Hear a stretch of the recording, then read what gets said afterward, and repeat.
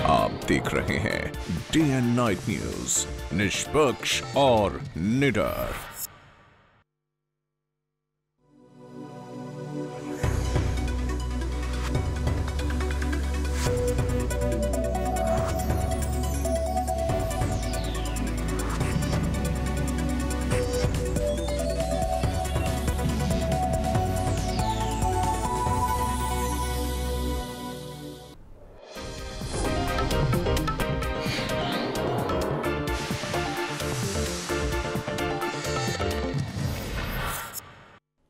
नमस्कार, day night news के Himachal bulletin में आपका स्वागत है। मैं हूं आपके साथ गौरव चक्रवर्ती।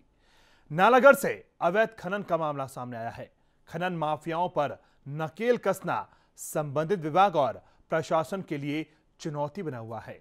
लाख कोशिशों के बाद भी इलाके में खनन रुकने का नाम नहीं ले रहा है। पंजाब हरियाणा की सीमा से सटा हिमाचल की औद्योगिक नगरी बीबीएन यानी बद्दी बरोटीवाला नालागढ़, जो बीते कई सालों से खनन माफियाओं के निशाने पर रहा है और इलाके की बहुमूल्य खनन संपदा रेत पत्थर बजरी को पड़ोसी राज्यों में पहुंचाया जाता रहा है। हैरानी तो इस बात की है कि खनन माफियाओं को संबंधित विभाग पुलिस का कोई खौफ नहीं है। तस्वीरों में देखा जा सकता है कि नालागढ़ में नानोवाल के पास सरसा नदी में एक जेसीबी और टिप्पर दिन दिहाड़े खनन को अंजाम दे रही है। जेसीबी मशीन और टिप्पर द्वारा सरसा नदी और इसके साथ सटे थाक से दिन के उजाले में खनन किया जा रहा है, जिससे साफ जाहिर हो जाता है कि इलाके में बेखौफ खनन माफियाओं को पुलिस और प्रशासन का कोई डर नहीं है। विकास नाम की कोई चीज नहीं है, बल्कि विनाश ज्यादा हो रहा है, जिससे जो हमारी नजदीक के गांव हैं उनको भी खतरा है उस खनन की वजह से। क्योंकि जब कटाव होगा तो जो सरसा नदी के नजदीक गांव है वो काफी नालागढ़ एरिया तक उनको सबको खतरा है। कहना चाहता हूं कि यहाँ से पंजाब और हरियाणा में भी हमारा जो माल बड़े बड़े टिप्पर है यहाँ से उठाकर माल हरियाणा और पंजाब में बेचा जाता है। मेरा एडमिनिस्ट्रेशन से, सरकार से अनुरोध है को जो मेन माफिया है, खनन माफिया है, उनके ऊपर अंकुश लगाया जाए। वो चाहे किसी भी कैटेगरी में है, चाहे कोई राजनीतिज्ञ है, चाहे कोई बड़ा आदमी है, तो उनको किसी को हक नहीं है लोगों के जीवन के साथ खिलवाड़ करने का। विभाग, पुलिस और प्रशासन की सुस्त कार्यप्रणाली के चलते अब तक करोड़ों रुपए की खनन संपदा को लूटा जा चुका है। इलाके की नदियां जहां अपना अस्तित्व खो रही हैं, वहीं किसानों की भूमि भी खनन माफियाओं की भेंट चढ़ रही है। धड़ल्ले से हो रहे खनन के चलते भूमि कटान होने के साथ साथ भूजल का स्तर भी तेजी से नीचे गिर रहा है। हालांकि इलाके के लोगों के साथ साथ सामाजिक संस्थाएं समय समय पर खनन के खिलाफ आवाज उठाकर प्रशासन की नींद को तोड़ती हैं, लेकिन कुछ दिन कार्रवाई अमल में लाने के बाद प्रशासन फिर गहरी नींद में सो जाता है। नालागढ़ से जगत सिंह के साथ गौरव चक्रवर्ती, day and night news.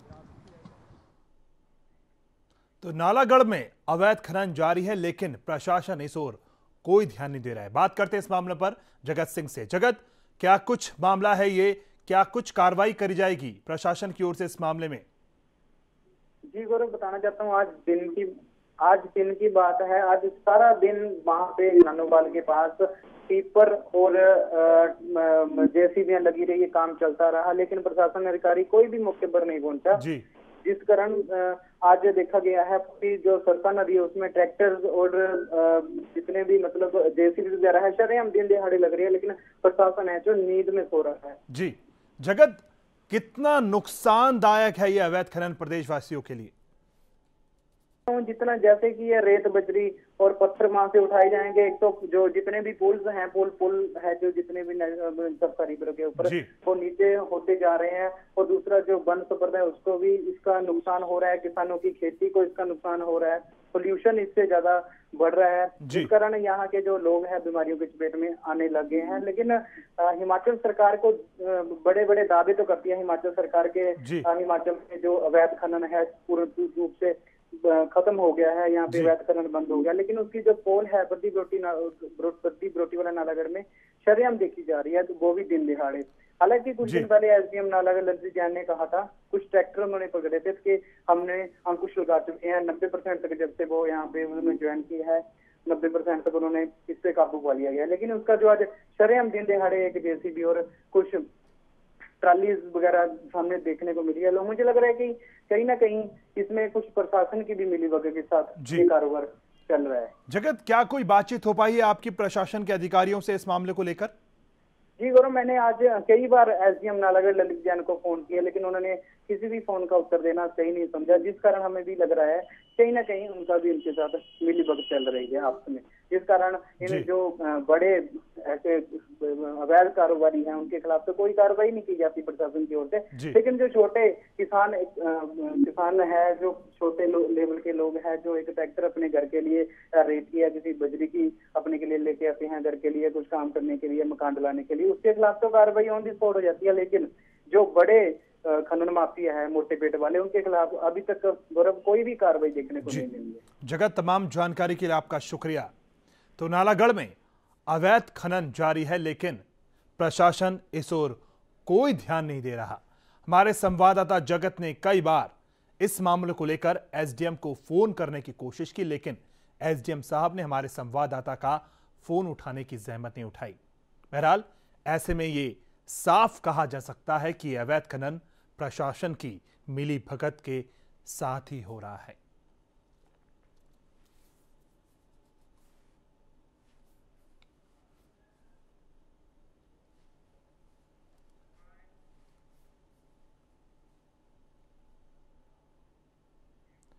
Nalagarh में आज तेज रफ्तार कैंटर ने 5 साल के बच्चे को कुचल दिया। घटना खेड़ा राजपुरा के पास की है। वारदात को अंजाम देने के बाद आरोपी चालक मौके से फरार हो गया। पुलिस ने शव को कब्जे में लेकर जांच शुरू कर दी और आरोपी की तलाश शुरू कर दी है।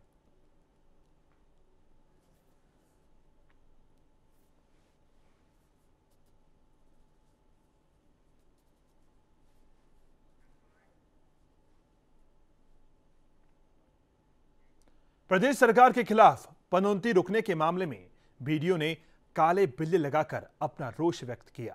प्रदेश बीडीओ एसोसिएशन के आह्वान पर आगामी 20 जुलाई तक प्रदेश भर के 113 बीडीओ काले बिल्ले लगाकर काम करेंगे। अपनी मांगों के समर्थन में ब्लॉक कार्यालय हमीरपुर में बीडीओ सुनील चंदेल ने काला बिल्ला लगाकर दिन भर काम किया।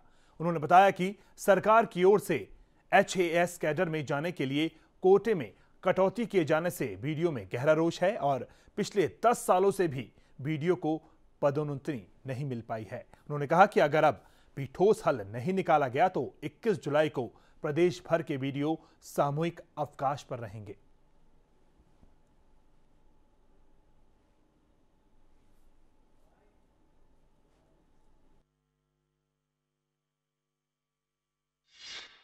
हिमाचल प्रदेश खंड विकास अधिकारी जो एसोसिएशन है, उनकी मुख्य मांग ये है कि हमारा जो HAS के लिए प्रमोशन के लिए कोटा है उसको 23% से बढ़ाया जाए और उसको तहसीलदारों के समकक्ष कहीं पे लाया जाए, जिससे कि प्रमोशन में अवरोध पैदा न हो। तो इसलिए 14 तारीख से लेकर 20 तारीख तक ये निर्णय लिया गया है संघ की ओर से कि काले बिल्ले लगा के हम कार्य करेंगे और 20 तक भी अगर सरकार ने कोई भी निर्णय नहीं लिया तो 21 को सामूहिक अवकाश पे जाने की हमने अपनी जो एप्लीकेशन हैं वो DSA के माध्यम से सरकार को सबमिट करते हैं। कांगड़ा से बीजेपी सांसद और वरिष्ठ नेता शांता कुमार ने हिमाचल, पंजाब और हरियाणा के लिए चंडीगढ़ में एक राज्यपाल नियुक्त किए जाने की वकालत की है।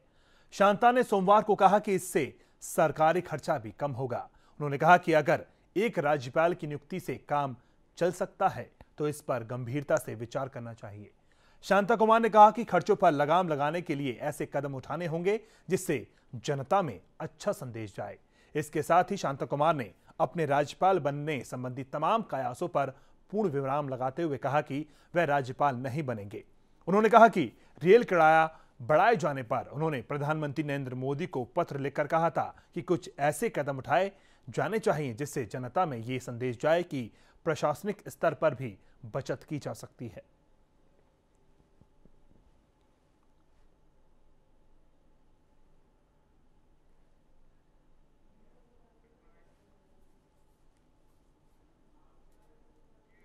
पिछले 19 महीने से ठप पड़े काम को लेकर भाजपा के जुब्बल कोटखाई मंडल अध्यक्ष लाइक राम चौहान ने प्रदेश सरकार पर निशाना साधा है।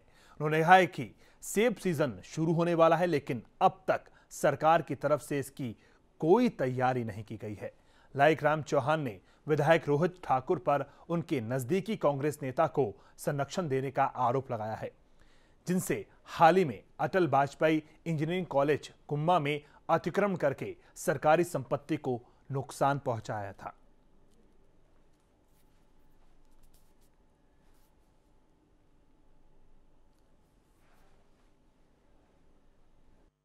ऐसा क्षेत्र है कि जो सबसे ज्यादा सेब जुब्बल कोटखाई में पैदा होता है। आज इस सड़क की वो दुर्दशा हो गई है कि आदमी पैदल नहीं चल सकता। मेरे हिसाब से सिर्फ 200 या 300 मीटर रोड भी क्लियर नहीं कर पाए। कैसे हमारा सेब मंडी पहुंचे? 19 महीने इस सरकार को आगे हो गए।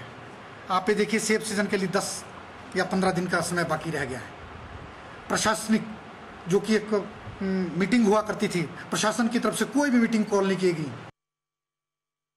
लगभग 50 साल पुराने नाहन कॉलेज के भवन निर्माण की मांग को लेकर एबीवीपी कार्यकर्ताओं ने नाहन में एक दिन की सांकेतिक भूख हड़ताल की। परिषद के कार्यकर्ताओं ने चेतावनी दी कि अगर जल्द कॉलेज निर्माण कार्य शुरू नहीं किया गया तो परिषद आंदोलन करेगा। वहीं स्थानीय भाजपा विधायक राजीव बिंदल ने भी विद्यार्थी परिषद के समर्थन में उतरे। उन्होंने नाहन कॉलेज में भवन निर्माण की मांग को उचित ठहराते हुए कहा कि 50 साल बाद भी कॉलेज को अपना भवन न मिलना बेहद निंदनीय है।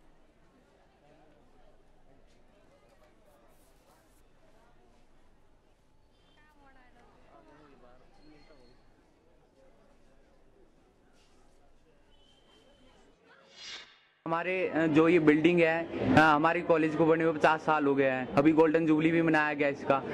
गोल्डन जुबली भी किराए के मकान में, किराए की बिल्डिंग में बनाया गया है। तो हम विद्यार्थी ने पीछे भी संघर्ष किया है और आगे भी संघर्ष करते रहेंगे। आज हम अखिल भारतीय विद्यार्थी परिषद के विद्यार्थियों को बधाई देना चाहते हैं। इन्होंने पहले भी 51 दिन का अनशन किया, जिससे सरकार प्रभावित हुई। सरकार ने प्रभावित होकर के बिल्डिंग बनाने के लिए न केवल धन दिया, अपितु स्थान का फाइनलाइजेशन किया, टेंडर किए। भवन का निर्माण कार्य प्रारंभ होने ही वाला था कि अनेक राजनीतिक कारणों से उस काम को बंद कर दिया। सिरमौर जिले में भाषा अध्यापक के खाली पड़े 13 पदों के लिए इंटरव्यू शुरू हो गए हैं, जिसमें बेरोजगारी की एक खासी झलक देखने को मिल रही है। भाषा के 13 पदों के लिए करीब 350 उम्मीदवारों ने आवेदन दिया है, जिससे साफ जाहिर हो रहा है कि राज्य में सैकड़ों पढ़े लिखे युवा बेरोजगार घूम रहे हैं। प्रदेश सरकार भले ही रोजगार मुहैया करवाने के दावे कर रही हो, लेकिन जमीनी हकीकत बिल्कुल अलग है।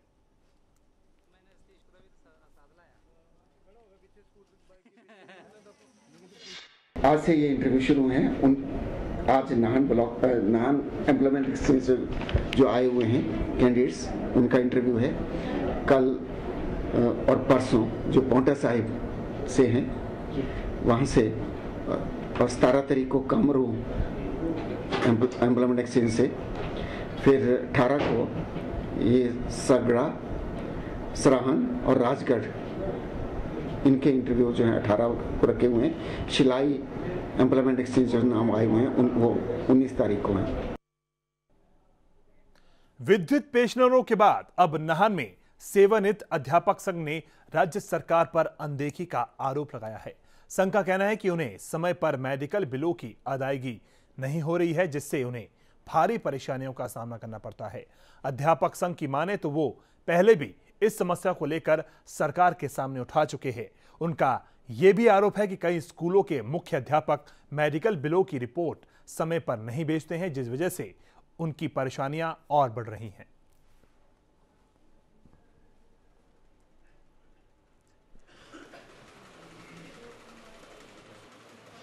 सरकार के सामने अपनी मांगे रखना, विशेषकर हमें प्रॉब्लम आती है मेडिकल बिलों के लिए।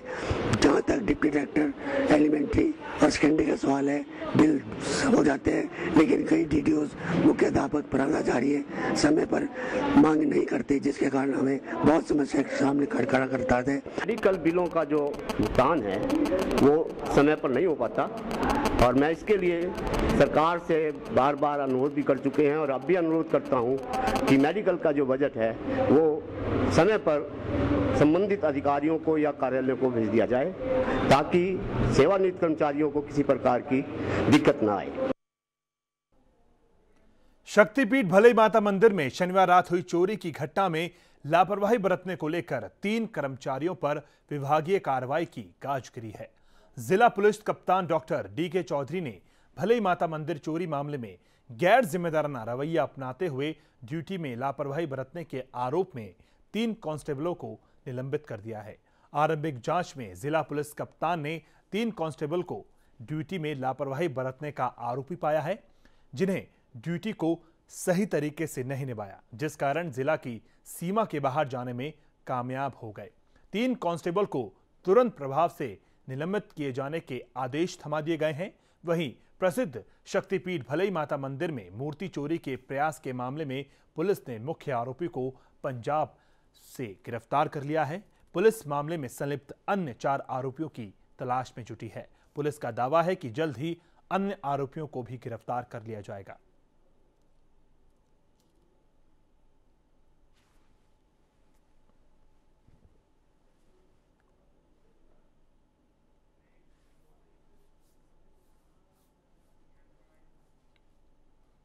मंडी के कोटली पंचायत में आने वाले रोहाड़ू गांव में करंट लगने से एक दंपत्ति की मौत हो गई। मृतक दंपत्ति के बेटे के मुताबिक कई बार वो बिजली विभाग के घर में करंट आने की शिकायत कर चुके थे, लेकिन विभाग ने इस तरफ कोई ध्यान नहीं दिया।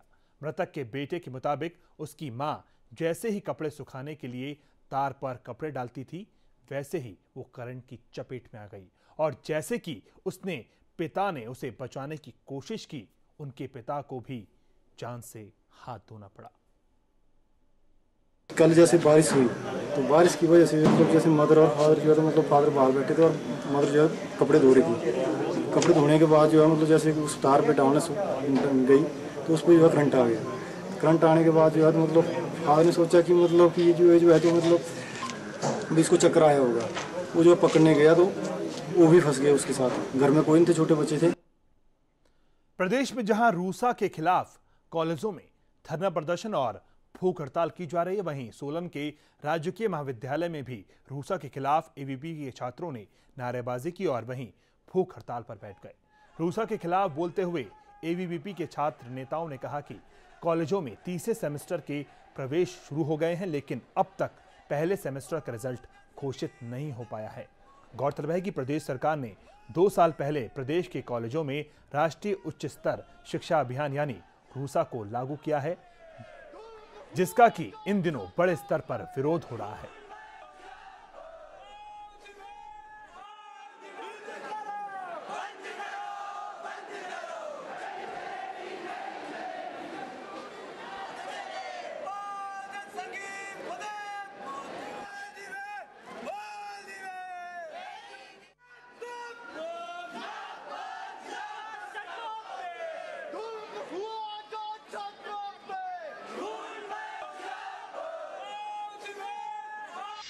हम 30 से 35 छात्राएं जो है भूख हड़ताल पे बैठेगी। ये भूख हड़ताल हमारी 24 घंटे की होनी है। अगर इस भूख हड़ताल का, वैसे तो हमने पिछले साल भी 24 घंटे की भूख हड़ताल की थी, तो उसके 2 दिन बाद ही प्रदेश विश्वविद्यालय ने जो है एडमिशन की डेट जो है बढ़ा दी थी। हम भी इस प्रकार भी इसी उम्मीद को कुछ लेके चले हुए। अगर प्रदेश सरकार या प्रदेश विश्वविद्यालय हमारी ये मांगे नहीं सुनते हैं तो हम जो है इसे ऊंचे दर्जे पे है जो अपनी आवाज़ उठाएगी। एबीवीपी जो है इसके खिलाफ और ज़्यादा अपना जो आंदोलन है वो और ज़्यादा तेज करेगी। जो एबीवीपी है वो रूसा के खिलाफ धरना कर रही है और यह धरना हम छात्राएं भी इस धरने में इन लोगों का साथ दे रही है, क्योंकि ये जो रूसा सिस्टम है इसमें बहुत ज़्यादा खामियां हैं। इसमें सबसे पहली खामी जो गर्ल्स के लिए है वो ये है कि इसमें क्लासेस होती है शाम को 6 बजे तक, तो गर्ल्स को बहुत दूर जाना पड़ता है। गर्ल्स को इतना दूर जाना पड़ता है कि उनकी बसेस भी छूट जाती है और फिर वो नहीं जा पाती है, और इस वजह से गर्ल्स को बहुत ज़्यादा प्रॉब्लम क्रिएट करनी होती है। गर्ल्स ही नहीं, इसमें क्लासेस भी गर्ल्स क्या हर एक स्टूडेंट अपनी पसंद का सब्जेक्ट नहीं रख पाता है। प्रदेश में लवारिस घूम रहे पशु आम लोगों के लिए परेशानी का सबब बनते जा रहे हैं। पशुओं की बढ़ती संख्या से किसान चिंतित है, क्योंकि ये पशु उनकी फसलों को खराब कर देते हैं। पंचायती राज और पशुपालन मंत्री अनिल शर्मा ने दावा किया कि प्रदेश में स्टेट कैटल पॉलिसी बना दी गई है, जिससे अब लोगों को इस तरह की कोई भी परेशानी नहीं होगी। हिमाचल प्रदेश में आवारा पशुओं की बढ़ती तादाद एक गंभीर समस्या बनती जा रही है। सड़कों पर दर्जनों आवारा पशु दुर्घटनाओं को सीधे तौर पर निमंत्रण दे रहे हैं। हाल ये है कि प्रमुख सड़कों पर गौशालाओं की तरह आवारा पशु बैठे हुए नजर आते हैं। वहीं आए दिन वाहन चालक और राहगीर सड़कों पर बेखौफ घूम रहे मवेशियों से टकराकर चोटिल हो रहे हैं। आवारा पशुओं की बढ़ती तादाद किसान के साथ साथ वाहन चालकों के लिए परेशानी का सबब बन गई है। सरकार ने आवारा पशुओं की गंभीर समस्या को देखते हुए प्रदेश के लिए स्टेट कैटल पॉलिसी बना दी है, जिसके तहत मंदिरों और विभिन्न ट्रस्टों से 10% तक राशि व्यय करने की प्रावधान किए गए हैं, ताकि इन लावारिस पशुओं को गौ सदन में रखा जा सके।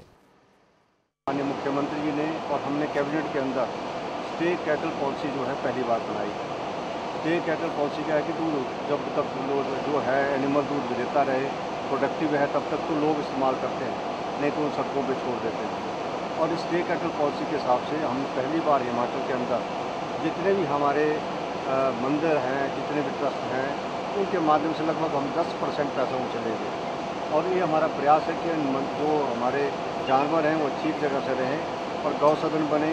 ये माननीय मुख्यमंत्री जी का मुझे आदेश भी है और हम प्रयास करेंगे कि जो स्टेट कैटल है, जो आम जनता को जिससे नुकसान होता है, फसलों को नुकसान होता है, उस तरीके से हम स्टेट कैटल के लिए करेंगे। और स्टेट कैटल होते क्यों हैं उस पर भी हम प्रयास करेंगे। हिंदू धर्म में गाय को भले ही पूजनीय माना जाता हो, लेकिन मानवीयता की हदें उस समय टूटने लग जाती हैं जब एक जरूरत के बाद इन मवेशियों को यूं ही लावारिश छोड़ दिया जाता है।